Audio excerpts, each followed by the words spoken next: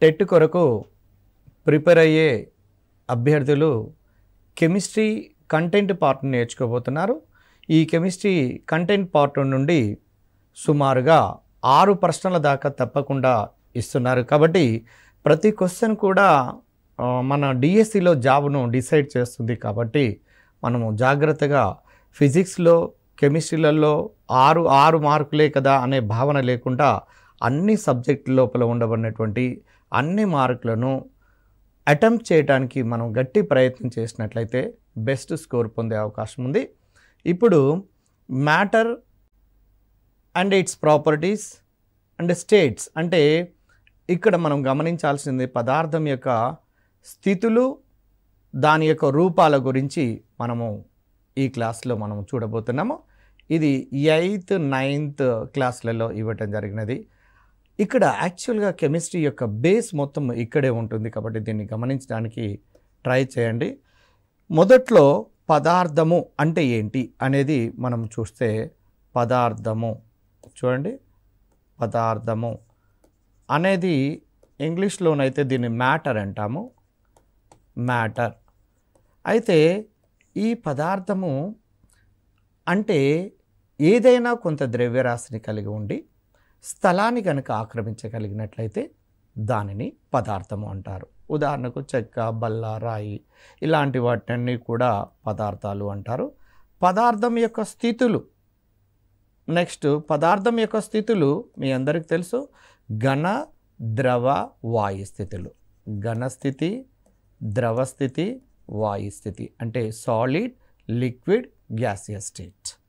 ఇక forms of మ్యాటర్లో ఇందులో మనము మూలకము గమనించండి. ఫస్ట్ మూలకము, సమ్మేళనము, మూడవది మిశ్రమము అంటే మిశ్రమము. మూలకాన్ని ఎలిమెంట్ అంటారు. ఎలిమెంట్. సమ్మేళనము కాంపౌండ్. మిశ్రమము మిక్చర్. చూడండి మిక్చర్ అంటే మూలకము, సమ్మేళనము, మిశ్రమం అనేదేమో పదార్థం యొక్క రూపాలు అంటే ఫార్మ్స్ ఆఫ్ మ్యాటర్.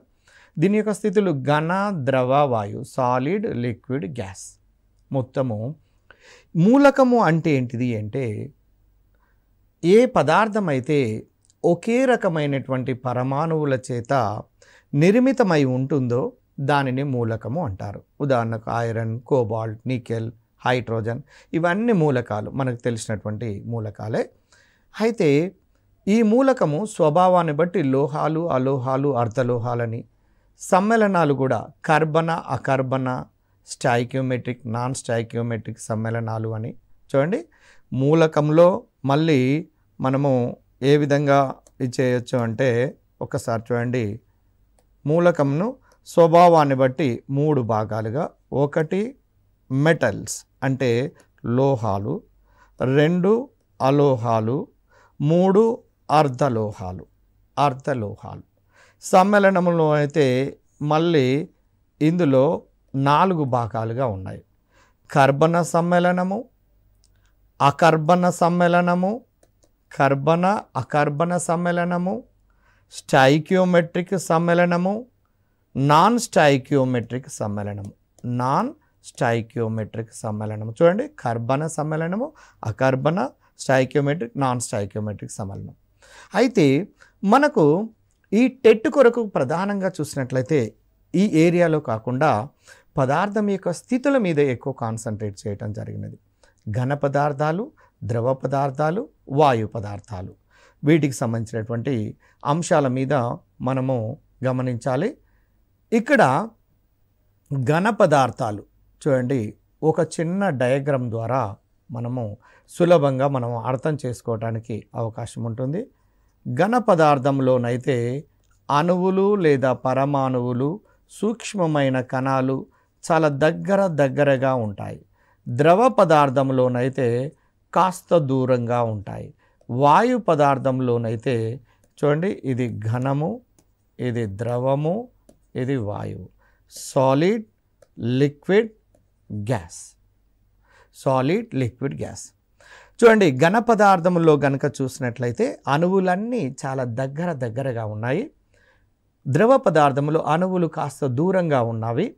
అదే వాయు పదార్థంలోనైతే చాలా దూరంగా ఉన్నాయి. కాబట్టి ఘన పదార్థాలను ద్రవీభవనంగా మార్చాలి అంటే ఎక్కువ ఉష్ణోగ్రతలు కావాలి. ఎందుకంటే కణాల యొక్క దూరాన్ని పెంచాలి. కాబట్టి గతంలో టెట్లో ఘన పదార్థాలకు సంబంధించినటువంటి ద్రవీభవన ఉష్ణోగ్రతల విషయంలో అడిగాడు. ఎలా అడిగాడు అంటే క్వశ్చన్ అంటే ఘన పదార్థముల లోపల ఉండబడినటువంటి కణాల మధ్యన అంతర ఆకర్షణ బలాలు ఎక్కువ ఉంటాయా తక్కువ ఉంటాయా అంటున్నాడు. కాబట్టి అణువులన్నీ దగ్గరగా ఉన్నవి అంటే అంతర ఆకర్షణ బలాలు చాలా ఎక్కువ అని, అదే ద్రవాలలోనైతే లిక్విడ్స్లోనైతే మధ్యస్థంగాను వాయువులలోనైతేనేమో చాలా తక్కువగా ఉంటున్నాయి. అంతర ఆకర్షణ బలాలు చాలా తక్కువగా ఉంటాయి. కాబట్టి ఘన పదార్థాలకు నిర్దిష్టమైనటువంటి ఆకృతి ఉంటుంది. ద్రవ పదార్థాలకు నిర్దిష్టమైన ఆకృతి కాకుండా పాత్ర యొక్క ఏ పాత్రలో పోస్తే ఆ పాత్ర యొక్క ఆకృతిని పొందుతాయి. కానీ వాయు పదార్థాలకు నిర్దిష్టమైనటువంటి ఆకృతి అనేది ఉండదు. అయితే ముఖ్యంగా 9th క్లాస్లో ఇవ్వబడినటువంటి సిలబస్ ప్రకారం మీరు గమనించి చూసినట్లయితే దాంట్లో ఘన పదార్థాల గురించి నేర్చుకునేటప్పుడు మీరు గమనించాల్సినటువంటి అంశం ఏంటంటే ఉత్పతనం అనే ఒక పదం ఇచ్చాడండి. దీనికి సంబంధించిన క్వశ్చన్స్ అడుగుతున్నాడు.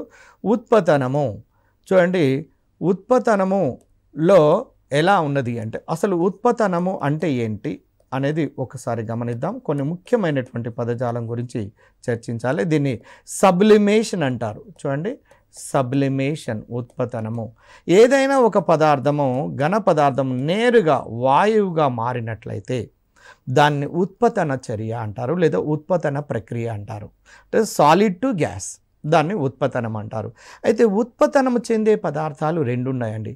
మనం ముఖ్యంగా టెక్స్ట్ బుక్ లోపల ఉండబడినటువంటి అంశాలను బేస్ చేసుకొని టెట్కు ప్రిపేర్ అయినట్లయితే మనకు చాలా ఎక్కువ మేలు జరిగే అవకాశం ఉంటుంది. ఉత్పతనము చెందే పదార్థాలలో అమ్మోనియం క్లోరైడ్ ఒకటి, క్యాంఫర్ 2, చూడండి క్యాంఫర్ 2, 3 నాఫ్థలిన్, చూడండి నాఫ్థలిన్ 3, అయోడిన్ కూడా ఉత్పతనము చెందే మూలకము. అంటే ఈ 4 పదార్థాలు ఉత్పతనం చెందుతాయండి. మీకు ఉత్పతనం అంటే ఏందో తెలిసింది. నేరుగా ఘన పదార్థాలు వాయువులుగా మారటాన్ని ఉత్పతనము అంటారు.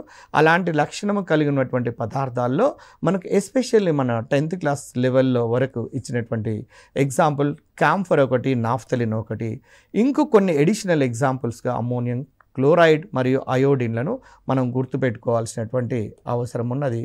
తర్వాత పదార్థం యొక్క వ్యాపనము గురించి మాట్లాడుతున్నాడు. ఇక్కడ వ్యాపనము అంటే ఏంటి అంటే డిఫ్యూషన్ గురించి మాట్లాడుతున్నాడు. వ్యాపనము అనేది చూడండి, మీరు ఇంతోనిపై మనం చూసాము ఘన పదార్థాలలో అణువులు చాలా దగ్గరగా ఉంటాయని. ఇవి ఘనము, ఇక్కడ ద్రవము, వాయువు. చూడండి ఘన పదార్థాల్లో వ్యాపన ప్రక్రియ అనేది చాలా తక్కువగా ఉంటుంది. ఘన పదార్థాలలో వ్యాపన ప్రక్రియ అనేది చాలా తక్కువగా ఉంటుంది. తర్వాత ద్రవ పదార్థాలలో చూసినట్లయితే వ్యాపన ప్రక్రియ కాస్త దీనికంటే ఎక్కువగా ఉంటుంది. వాయు పదార్థాలలో వ్యాపన రేటు చాలా ఎక్కువగా ఉంటున్నది. ధర్మాలను ఒకదానితో ఒకటి పోల్చి చూసేటప్పుడు మనం గమనించడానికి అవకాశం ఉంటుంది. వ్యాపనము, మీకు వ్యాపనం అనేది మన నిత్య జీవితంలో చాలా ఉపయోగపడే ఒక ప్రక్రియ. ఉదాహరణకు ఉచ్ఛ్వాస నిశ్వాసల ద్వారా శరీరంలో అంటే రక్తాన్ని మనము రక్తము లోపలికి ఆక్సిజన్ను పంపటం అనేది కూడా ఒక వ్యాపన ప్రక్రియ ద్వారా పోతుంది. అదేవిధంగా రక్తము నుండి CO2 వాయువు కూడా ఒక వ్యాపన ప్రక్రియ ద్వారా ఊపిరితిత్తుల లోపలికి వచ్చి నిశ్వాస ప్రక్రియ ద్వారా మనము బయటికి వెలువరుస్తున్నాము. వ్యాపన ప్రక్రియ అనేది మన నిత్య జీవితం లోపల కూడా చాలా ఉపయోగపడుతుంది. అయితే ఇక్కడ దీన్ని బేస్ చేసుకొని దీని మీద అప్లికేషన్ గతంలో టెట్లో క్వశ్చన్ అడగటం జరిగినది. అయితే ఘన పదార్థాలు భారాన్ని ఎక్కువ కలిగి ఉంటాయి కాబట్టి వ్యాపన రేటు తక్కువగాను, ద్రవ పదార్థాలు అయితే వ్యాపన రేటు కాస్త ఎక్కువగాను, వాయు పదార్థాలు అయితే వ్యాపన రేటు మరింత ఎక్కువగా ఉంటున్నట్టుగా మనకు అర్థమవుతున్నది. దీన్ని బేస్ చేసుకొని వ్యాపనాన్ని బేస్ చేసుకొని మనము అడిగినటువంటి క్వశ్చన్, ఈ క్రింది వానిలో ఏ వాయువు ఎక్కువగా వ్యాపనము చెందుతుంది అంటున్నాడు. Methane, carbon dioxide, hydrogen chloride. ఉదాహరణకు ఈ 3 వాయువులను తీసుకొని చూద్దాం. మీథేన్ యొక్క అణుభారాన్ని కనుక చూసినట్లయితే మీకు తెలుసు కార్బన్ యొక్క పరమాణు భారం 12, హైడ్రోజన్ది 1, అంటే కార్బన్ 12 + 4 అంటే 16 అవుతుంది. అదేవిధంగా దీన్ని కార్బన్ CO2ని లెక్కిస్తే 44 అవుతుంది. హైడ్రోజన్ క్లోరైడ్ హైడ్రోజన్ 1, క్లోరిన్ 35.5 అంటే మొత్తం 36.5. ఈ 3 వాయువులు ఇచ్చి ఈ వాయువులలో ఏది ఎక్కువగా వ్యాపనము చెందుతుంది అంటే మనం ఈజీగా గుర్తుపెట్టుకోవచ్చు. గతంలో అడిగినటువంటి టెట్ క్వశ్చన్ ఇది. అణుభారము తక్కువగా ఉన్నట్లయితే ఏదైతే భారాన్ని తక్కువ కలిగి ఉంటుందో అది సులభంగా వ్యాపనం చెందుతుంది. కాబట్టి ఆన్సర్ ఏది అవుతుంది అంటే మీథేన్ ఆన్సర్ అవుతుంది. CH4 అంటే methane, CO2 carbon dioxide, hydrogen chloride. ఏది ఎక్కువ వ్యాపనం చెందుతుంది అంటేనేమో మీథేన్ ఆన్సర్ రాయాల్సి వస్తుంది. ఏది తక్కువ వ్యాపనం చెందుతుంది అంటే ఇక్కడ కార్బన్ డైఆక్సైడ్ ఆన్సర్ రాయవలసి వస్తుంది. కాబట్టి ఈ విధంగా అణువులను ఇచ్చి గతంలో అడిగినటువంటి క్వశ్చన్ ఇదే మోడల్లో ఉన్నది, అంటే ఇది అప్లికేషన్ రూపంలో. కాబట్టి వ్యాపనము అనే ప్రక్రియ మీద అణువు భారాలను కనుక్కోవటం కనుక మనకు తెలిసినట్లయితే, అణుభారం తెలిస్తే మనం సులభంగా వ్యాపన రేటుకు సంబంధించినటువంటి ఈ క్రింది వానిలో ఏ వాయువు ఎక్కువ వ్యాపనం చెందుతుంది, ఏ వాయువు తక్కువ వ్యాపనం చెందుతుందని ఏ విధంగా ఇచ్చినా కూడా ఆన్సర్ చేయడానికి అవకాశం ఉంటుంది. నెక్స్ట్ తర్వాత ఇంకొక అంశము మనకు సిలబస్ లోపల ఉన్నటువంటి దాని ప్రకారం చూస్తే పదార్థము అనేది దేనితో ఏర్పడుతుంది. చూడండి, పదార్థం అనేది దేనితో ఏర్పడుతుంది అంటే చిన్న చిన్న సూక్ష్మమైనటువంటి కణములతోని, అంటే సూక్ష్మమైనటువంటి పరమాణువులు లేదా అణువుల చేత పదార్థము అనేది ఏర్పడుతుంది అనే విషయం మీ అందరికీ తెలిసినటువంటిదే. అయితే ఇక్కడ ఉదాహరణకు పదార్థం లోపల ఉండబడినటువంటి కణాల మధ్య కూడా కొంత స్థలాన్ని కలిగి ఉంటున్నాయి. ఘన పదార్థాలనైతే అతి స్వల్పంగాను, ద్రవ పదార్థాల్లోనైతే కాస్త ఎక్కువ గ్యాప్ను కలిగి ఉంటున్నాయి. వాయు పదార్థాల్లో మరీ ఎక్కువ గ్యాప్ను కలిగి ఉంటున్నట్టుగా మనం గుర్తించవచ్చు. అంటే ఇప్పుడు దీన్ని ఏ విధంగా మనము తెలుసుకోవడానికి అవకాశం ఉంటుంది అంటే ఒక చిన్న ఎక్స్పెరిమెంట్ ద్వారా మీరు ఏదైనా ఒక పాత్రను తీసుకోండి. ఆ పాత్ర లోపల చూడండి, ఆ పాత్ర లోపల ఒక నిర్దిష్ట పరిమాణం వరకు, ఉదాహరణకు 100 ml వాటర్ను తీసుకుందాం అనుకోండి. ఒక బీకర్ లేదా ఏదైనా ఒక పరికరం లోపల, ఇంకొక పరికరం లోపల కూడా మనం అదే విధంగా ఇంకొక పాత్రను కనుక తీసుకొని దీంట్లో 100 ml వాటర్ను తీసుకొని ఈ 100 ml ఉన్నటువంటి ఇది ఏ పాత్ర అనుకోండి, ఇది బి పాత్ర అనుకుందాము. బి పాత్ర లోపల ఒక చెంచా గనక ఒక స్పూన్ నిండా మనము ఏది సాల్ట్ని తీసుకురండి, అంటే లవణాన్ని కనుక దీంట్లో కరిగించినట్లయితే, అంటే దీంట్లో కరిగించిన తర్వాత ఘనపరిమాణం లోపల మార్పు దీంట్లో కానీ మొదటి దాంట్లో కానీ రెండవ దాంట్లో కానీ రావటం లేదు. అంటే దీని యొక్క ఎత్తు యొక్క మట్టం లోపల పెరుగుదల కనపడటం లేదు. అంటే ఈ అణువుకు మధ్యన గ్యాప్ ఉన్నది కాబట్టి ఆ గ్యాప్ లోపలికే ఈ Na+Cl- ఆయాన్లు చేరుకొని ఈ ఘనపరిమాణం పెరగకుండా చేస్తున్నది. కాబట్టి ఈ ప్రయోగాన్ని బట్టి పదార్థము లోపల ఉండబడినటువంటి కణాల మధ్యన మనకు గ్యాప్ ఉన్నట్టుగా మనకు అర్థమవుతుంది. పదార్థము దేనితో తయారవుతుంది అంటే అతి సూక్ష్మమైనటువంటి కణాల చేత తయారవుతుంది అనేది అర్థమవుతుంది. అతి సూక్ష్మమైనటువంటి కణాలు ఇక్కడ అణువులు లేదా పరమాణువులు కావడానికి అవకాశం ఉంటుంది. తర్వాత నెక్స్ట్ పదార్థ స్థితిని మార్చే అంశాల గురించి మనము చూడవలసినటువంటి అవసరం ఉన్నది. పదార్థ స్థితిని చూడండి, పదార్థము యొక్క స్థితిని మార్చాలి అంటే చూడండి, పదార్థం యొక్క స్థితి అంటే స్టేట్స్ ఆఫ్ మ్యాటర్ అనేది ముఖ్యంగా 2 అంశములపై ఆధారపడి ఉంటుందండి. ఒకటి టెంపరేచర్, 2 ప్రెషర్. ఒకటి టెంపరేచర్, 2 ప్రెషర్. టెంపరేచర్, ప్రెషర్ అనే ఈ 2 అంశాలు పదార్థం యొక్క స్థితిని మారుస్తూ ఉంటుంటాయి. ఎలా మారుస్తుంటాయి అనేది ఒక చిన్న ఎగ్జాంపుల్ ద్వారా, ఈ చిన్న డయాగ్రామ్ ద్వారా మనం అర్థం చేసుకోవడానికి ప్రయత్నం చేద్దాము. ఇప్పుడు ఉదాహరణకు మనము గతంలో ఈ డయాగ్రామ్ను మనం చూడటం జరిగింది. ఇది చూడండి, ఘనాలలోనైతే కణాలు చాలా దగ్గరగా ఉంటాయి.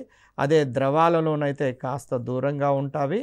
అదే వాయువులలోనైతే ఇది సాలిడ్, లిక్విడ్, గ్యాస్ అంటే ఘనము, ద్రవము, వాయువు. చూడండి, అంటే ఇప్పుడు ఉదాహరణకు చిన్న ఎగ్జాంపుల్, ఘనము అంటే ఇది ఐస్గా మనం తీసుకుందాం, ఇది నీరుగా తీసుకుందాము, ఇది నీటి ఆవిరిగా తీసుకుంటే మనకు సులభంగా అర్థం కావడానికి అవకాశం ఉంటుంది. చూడండి, ఇక్కడ ఐస్ని కనుక తీసుకొని చూస్తే, అంటే ఐస్ అంటే ఐస్ ముక్కలను మీరు గమనించండి, ఇది సాలిడ్ స్టేట్లో ఉంటుంది. ఫార్ములా H2Oనే, ఇక్కడ H2O H2O H2O, ఎక్కడ చూసినా కూడా ఫార్ములా ఒకే విధంగా ఉంటుంది. కానీ ఇప్పుడు ఘన పదార్థాన్ని కనుక వేడి చేసినట్లయితే అది ఏ విధంగా మారుతుంది అంటే ద్రవంగా మారుతుంది. ద్రవ పదార్థాలను వేడి చేసినట్లయితే ఇది వాయువుగా లేదా బాష్పంగా మారుతూ ఉంటుంది. ఒకవేళ చూడండి, ఈ నీటి ఆవిరిని కనుక చల్లార్చినట్లయితే ఏ విధంగా అవుతుంది అంటే నీరు అవుతుంది, అంటే లిక్విడ్ స్టేట్కి వస్తుంది. నీటిని ఇంకా చల్లార్చినట్లయితే, ఉదాహరణకు ఫ్రిడ్జ్ లోపల కనుక పెట్టినట్లయితే అది సాలిడ్ స్టేట్ లోపలికి వస్తుంది. అంటే దీన్ని బట్టి నీకేమర్థం అవుతుంది అంటే, చూడండి ఇక్కడ గమనించండి, ఈ అణువులను గనక దగ్గరకు చేర్చినట్లయితే, ప్రెషర్ ద్వారా అణువులను దగ్గరికి చేరిస్తే ద్రవాలుగా మారుతాయి. ద్రవాల లోపల ఉండబడినటువంటి అణువులను ఇంకా ప్రెషర్ చేసినట్లయితే, ఇంకా ఎక్కువ ఒత్తిడిని కలిగించినట్లయితే ఘనాలుగా మారుతున్నాయి. అంటే ఇది వాయువులు ద్రవాలుగా మారాలంటే ప్రెషర్ని పెంచాలి, ద్రవాలు ఘనములుగా మారాలంటే ప్రెషర్ అంటే పీడనాన్ని పెంచుకుంటూ పోయినట్లయితే వాయువు ద్రవము ఘనంగా మారుతుంటుంది. అదేవిధంగా లో టెంపరేచర్ వద్దనేమో ఘనం ఉంటుంది, అదే టెంపరేచర్ను కనుక పెంచినట్లయితే ద్రవంగా ఉంటుంది, ఇంకా టెంపరేచర్ను కనుక పెంచినట్లయితే వాయువుగా మారుతుంది, అంటే బాష్పంగా మారుతుంది. అంటే ఇప్పుడు దీన్ని బట్టి స్థితిని ప్రభావితం చేసే అంశాలు ఎన్ని అంటే, ముఖ్యంగా ప్రధానంగా 2 ప్రధానమైనటువంటి అంశాలు, ఒకటి ఉష్ణోగ్రత, 2 పీడనము అనే అంశాలను మనము గుర్తుంచుకోవాల్సినటువంటి అవసరం ఉన్నది. అదేవిధంగా ఇంకొక పదము మనము నేర్చుకోవాల్సినటువంటి అంశం ఏంటంటే, చూడండి, ద్రవీభవనము, బాష్పీభవనము. బాష్పీభవనము అనే పదము మనము అర్థం చేసుకోవాలి. అంటే బాష్పీభవనము అంటే ఏంటి? ఏదైనా ఒక ద్రవాన్ని కనుక తీసుకొని దాన్ని నిర్ణీత టెంపరేచర్ వరకు వేడి చేస్తూ పోయినట్లయితే ఒకానొక నిర్దిష్ట ఉష్ణోగ్రత వద్ద అది వాయువుగా మారుతుంది లేదా బాష్పంగా మారుతుంది. ఉదాహరణకు నీరు కనుక తీసుకున్నట్లయితే, నీరు 100 డిగ్రీల సెంటీగ్రేడ్ ఉష్ణోగ్రత వద్ద బాష్పంగా మారుతున్నది. కాబట్టి నీటి యొక్క బాష్పీభవన ఉష్ణోగ్రత ఎంత అంటే 100 డిగ్రీల సెంటీగ్రేడ్. ఒక్కొక్క పదార్థానికి ఒక్కొక్క నిర్దిష్టమైనటువంటి బాష్పీభవన ఉష్ణోగ్రతలు ఉంటాయి. అదేవిధంగా బాష్పీభవనము అంటే ఏంది? ద్రవము వాయువుగా మారటాన్ని బాష్పీభవనము అంటారు. దీన్ని వేపరైజేషన్ అంటారు, వేపరైజేషన్. ఇక రెండవది చూడండి, బాష్పీభవన ఉష్ణోగ్రత, ద్రవీభవన ఉష్ణోగ్రత. ఉదాహరణకు ఘన పదార్థాన్ని ఏదైనా తీసుకోండి, దాన్ని ఒక నిర్దిష్టమైన ఉష్ణోగ్రత గనక వేడి చేసినట్లయితే ఘనము అనేది ద్రవంగా మారుతూ ఉంటుంది. ఘనము ఏ ఉష్ణోగ్రత వద్దనైతే ద్రవంగా మారుతూ ఉంటుందో ఆ ఉష్ణోగ్రతను ద్రవీభవన ఉష్ణోగ్రత అంటారు. చూడండి, అంటే పదార్థాలకు ద్రవీభవన, బాష్పీభవన ఉష్ణోగ్రతలు ఉంటాయి అనేవి వాటి యొక్క ధర్మాలలో ముఖ్యమైనటువంటివి. అదేవిధంగా గుప్తోష్ణము అనే పదం గురించి కూడా మనము తెలుసుకోవాల్సినటువంటి అవసరం ఉన్నది. గుప్తోష్ణము అంటే ఏంటంటే, చూడండి, గుప్తోష్ణము ఈ గుప్తోష్ణంలో మీరు గుప్తోష్ణం అనే పదాన్ని మీరు ఫస్ట్ గమనించండి. గుప్తోష్ణాన్ని గనక గమనించినట్లయితే, ఏదైనా పదార్థాన్ని, ఘన పదార్థాన్ని మనము వేడి చేసినట్లయితే కణాల మధ్య దూరము పెరిగి కొంత ఉష్ణరాశిని గ్రహించి కణాల మధ్య దూరము పెరిగి ద్రవంగా మారుతుంది. అంటే గుప్తోష్ణం అనేది 1 కేజీ ఘన పదార్థాన్ని తీసుకొని దాన్ని గనుక వేడి చేసినట్లయితే కొంత ఉష్ణరాశిని గ్రహించి అది ద్రవంగా మారుతుంది. దానికి అంటే ఘనము 1 కేజీ పదార్థము ద్రవంగా మారటానికి కావలసిన ఉష్ణాన్ని గుప్తోష్ణము అంటారు. ఈ పదజాలము ద్రవీభవన ఉష్ణోగ్రత అంటే ఏంటి, బాష్పీభవన ఉష్ణోగ్రత అంటే ఏంటి, గుప్తోష్ణము అంటే ఏంటి అనే విషయాలు మనకు తెలియవలసినటువంటి అవసరం ఉన్నది.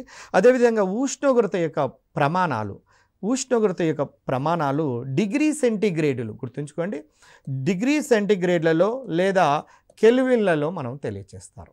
మీ అందరికీ తెలుసు 0 డిగ్రీ సెంటీగ్రేడ్ అనేది 273 కెల్విన్స్కు సమానము. కొన్నిసార్లు ఈ ప్రమాణాలకు సంబంధించినటువంటి అంశాలు కూడా అడుగుతున్నారు. 10 డిగ్రీ సెంటీగ్రేడు కెల్విన్లలో ఎంత అంటే 273 + 10 కనుక కలిపినట్లయితే 283 కెల్విన్స్ అవుతుంది. అంటే దీన్ని బట్టి మీకు ఏమర్థమవుతుంది అంటే డిగ్రీ సెంటీగ్రేడ్లలో ఇచ్చినట్లయితే కెల్విన్ లోపలికి మార్చుకోవచ్చు, కెల్విన్లలో ఇచ్చినట్లయితే డిగ్రీ సెంటీగ్రేడ్ లోపలికి మార్చుకోవడానికి అవకాశం ఉంటుంది. ఇక దీని తర్వాత మనకు ఇంకొక అంశాన్ని కూడా గమనించాలి. ఈ 9th క్లాస్లో ఉండబడినటువంటి సిలబస్లో ఈ పదార్థం అనే చాప్టర్లో ఇగురుట అనే ప్రక్రియ గురించి కూడా మనము చూడవలసినటువంటి అవసరం ఉన్నది. ఇగురుట చూడండి, ఇగురుట ఎవాపరేషన్ అంటారు ఇంగ్లీష్లోనైతే. ఇగురుట అనే ప్రక్రియ గురించి మనం చూద్దాం. ఇప్పుడు చూడండి, గతంలో మనము ఇప్పుడు నేర్చుకున్నటువంటి అంశాలలో మీరు బాష్పీభవన ఉష్ణోగ్రత అంటే ద్రవాన్ని వేడి చేస్తే ఒక నిర్ణీతమైన ఉష్ణోగ్రత వద్ద మాత్రమే అది ఎలా మారుతుంది అంటే బాష్పంగా మారుతుంది. కానీ కొన్ని నదులలో, సముద్రాలలో, కొలనులలో మీరు నీటిని తీసుకొని చూడండి. సముద్రాలు ఉపరితల భాగం లోపల ఉండబడినటువంటి అణువులను కనుక చూసినట్లయితే వాటికి అత్యధిక శక్తి ఉంటుందండి. అత్యధిక శక్తి ఉండబడినటువంటి ఉపరితల భాగం లోపల ఉండబడినటువంటి అత్యధిక శక్తి కలిగినటువంటి కణాలు ఏ విధంగా మారుతున్నాయి అంటే బాష్పంగా మారుతున్నాయి.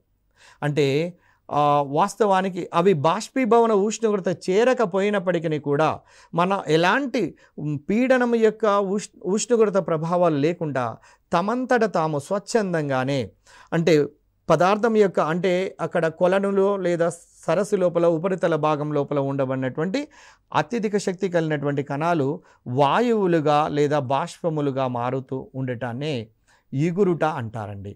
ఇగురుట అంటే ఇది ఇగురుటకు బాష్పీభవన ఉష్ణోగ్రతకు రెండు వేరు పదములు, వేరు సంబంధాలు ఉన్నవి. అయితే ఆ తర్వాత మీరు ఇంకొక దాన్ని ఇగురుట అనేది ముఖ్యంగా 3 అంశముల మీద ప్రభావితం చేస్తుంది. దీనికి సంబంధించిన క్వశ్చన్ అడగడానికి అవకాశం ఉంది. ఇగురుట అను ప్రక్రియ ఈ క్రింది ఏ అంశములపై ప్రభావితం చేస్తున్నది? ముఖ్యంగా ప్రభావితం చేసే అంశాలు మొత్తం 3 ఉన్నాయండి. ఒకటి ఉపరితల వైశాల్యము, చూడండి ఉపరితల వైశాల్యము అంటే సర్ఫేస్ ఏరియా. నెంబర్ 2 గాలి యొక్క వేగము, గాలి వేగము ఇది రెండవది. మూడవది ఆర్ద్రత, చూడండి ఆర్ద్రత. ఈ 3 అంశముల మీద ఆధారపడి ఉంటుంది. ఇగురుట అనే ప్రక్రియను కనుక చూసినట్లయితే ఉపరితల వైశాల్యము పెరిగితే ఇక్కడ నెక్స్ట్ ఇగురుట అనే ప్రక్రియ కూడా పెరుగుతూ ఉంటుంది. గమనించండి, ఇగురుట అనేది పెరుగుతూ ఉంటుంది. మీరు సింపుల్గా ఊహించండి, ఉపరితల వైశాల్యం కొంతే ఉన్నది అనుకోండి, బాష్పంగా మారే అణువుల సంఖ్య తక్కువ ఉంటుంది. ఉపరితల వైశాల్యం చాలా ఎక్కువ ఉన్నది అనుకోండి, బాష్పంగా మారే అవకాశం ఎక్కువగా ఉంటుంది. కాబట్టి ఉపరితల వైశాల్యం పెరుగుతున్న కొలది ఇగురుట అనే ప్రక్రియ కూడా పెరుగుతుంది అని. అదేవిధంగా రెండవది గాలి యొక్క వేగము పెరుగుతున్నప్పుడు కూడా ఇగురుట అనే ప్రక్రియ అంటే ఆటోమేటిక్గా బాష్పీభవనం చెందే అణువుల సంఖ్య అంటే ఎగరటం అనే అణువుల సంఖ్య కూడా పెరుగుతుంది. కాబట్టి గాలి యొక్క వేగం పెరిగినప్పుడు ఇగురుట అనే ప్రక్రియ కూడా పెరుగుతుంది అనే విషయం తెలుస్తుంది. కానీ ఆర్ద్రత అనే విషయానికి వచ్చినట్లయితే కొంచెం డిఫరెంట్గా ఉందండి. ఇది వ్యతిరేకంగా కనపడుతుంది. గాలి లోపల ఉండబడే నీటి ఆవిరిని, గాలి లోపల ఈ వాతావరణం లోపల ఉండబడే నీటి ఆవిరిని ఆర్ద్రత అంటారు.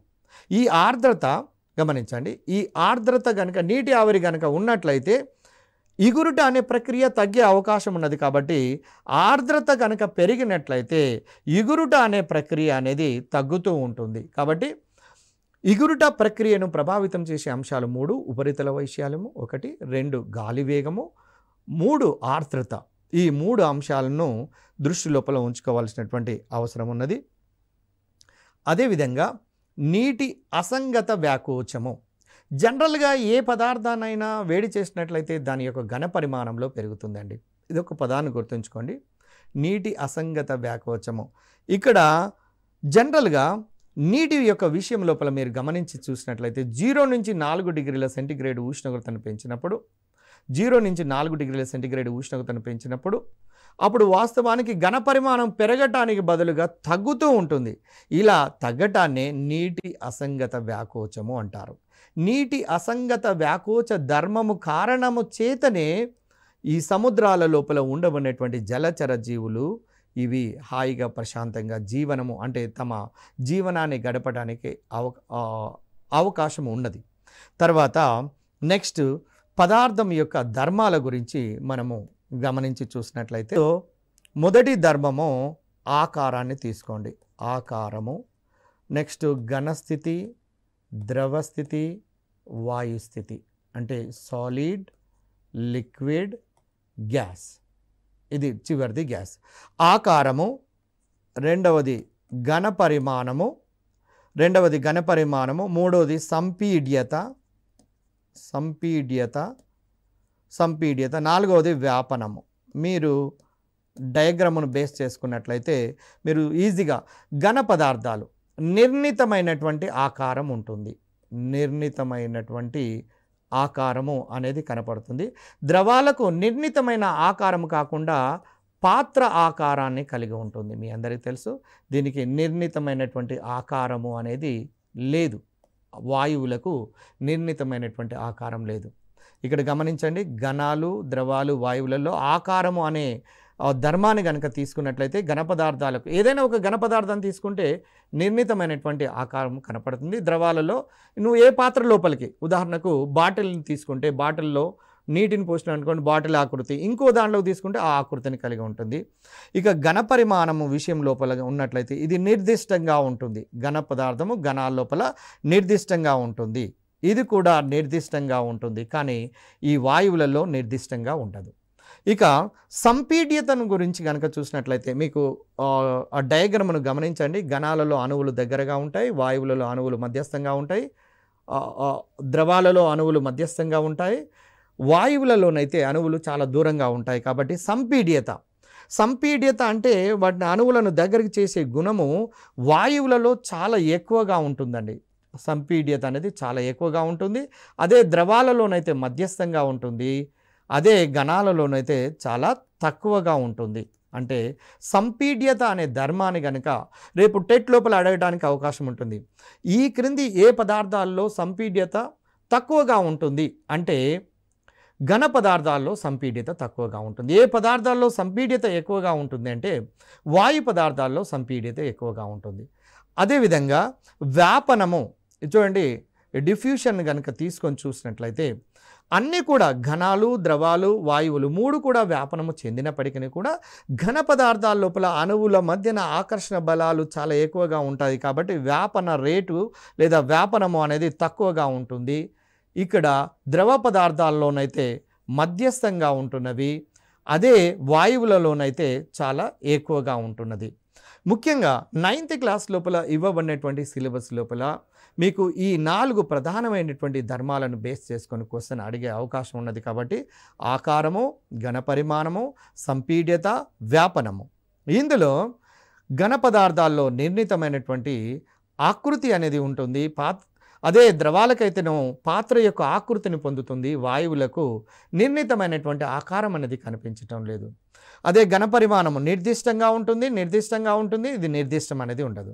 సంపీడ్యత చూసినట్లయితే అంటే ఇప్పుడు వాయువులలో సంపీడ్యత అంటే చూడండి, అణువులను దగ్గరికి చేర్చే గుణాన్ని గమనించవచ్చు. అయితే వాయువులలో చాలా ఎక్కువగా ఉంటుంది, ద్రవాల్లో మధ్యస్థంగా ఉంటుంది, ఘనాల్లో తక్కువగా ఉంటుంది. అదే వ్యాపనం విషయం లోపల కనుక తీసుకొని చూసినట్లయితే వ్యాపనము చెందే గుణము మీరు చూడండి, వ్యాపనము చెందే గుణము ద్రవాలలో మధ్యస్థంగా ఉంటే వాయువులలో చాలా ఎక్కువగా ఉంటుంది. ఇప్పుడు వ్యాపన రేటు యొక్క క్రమం ఈ క్రింది వాళ్ళలో వరుస క్రమంలో ఉంటుంది అని ఘనాలు, ద్రవాలు, వాయువుల మీద క్వశ్చన్ అడగటాన్ని, అదేవిధంగా సంపీడ్యత, ఘన పరిమాణం విషయం లోపల కూడా అడగవచ్చు. అదే ఇక్కడ ఒక చిన్న ప్రయోగం ద్వారా మనము ఒక విషయాన్ని గమనించవచ్చు. అది ఏంటంటే చూడండి, ఇప్పుడు ద్రవ పదార్థాలు కూడా వ్యాపనం చెందుతున్నవి అని మనము చెప్పటానికి ద్రవ పదార్థాలు కూడా వ్యాపనము చెందుతున్నవి అని మనం ఏదైనా ఒక పాత్రను తీసుకొని చూద్దాం.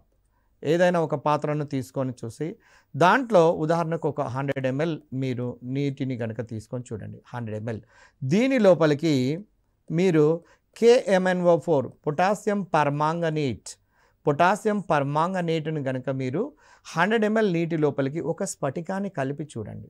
కలిపి చూసినట్లయితే వెంటనే ఆ 100 ml సొల్యూషన్ కూడా పూర్తిగా నీకు పింక్ రంగు లోపలికి మారుతూ ఉంటుంది. అంటే దీన్ని బట్టి నీకు ఏమర్థం అవుతున్నది అంటే ఇక్కడ నీటి అణువుల మధ్యన కూడా వ్యాపనము చెందే గుణం ఉన్నది అనేది ఈ ప్రయోగం ద్వారా మనకు అర్థమవుతున్నది. కాబట్టి ఇప్పుడు పదార్థం యొక్క ధర్మాలు, పదార్థం యొక్క స్థితులు, దానికి సంబంధించినటువంటి అంశాల మీద ఎన్నో సందర్భాల్లో టెట్ లోపల క్వశ్చన్స్ అడిగారు. కాబట్టి మీరు తప్పకుండా ఈ పదార్థం యొక్క స్థితుల మీద, ఈ ధర్మాల మీద అవగాహన కలిగి ఉండాలి. తర్వాత ఈ క్లాస్ విన్న తర్వాత మీరు నోట్స్ను మీరు నీట్గా తయారు చేసుకున్నట్లయితే తప్పకుండా ఈ టెట్ ఎగ్జామినేషన్ లోపల ది బెస్ట్ స్కోరు సాధిస్తారని నమ్ముతున్నాను. Thank you.